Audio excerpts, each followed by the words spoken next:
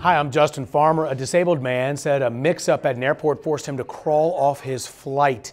DRC Neal said that he had just arrived at Washington's Reagan National Airport when the ordeal started. He waited more than 15 minutes for all the passengers to deplane. Then he says that he waited another 15 minutes for a special wheelchair to get him from the plane to the terminal. The wheelchair never arrived. I don't have time for this, and I decided to get out and crawl down the plane to my chair, got in it, and then just went about my business and left the airport.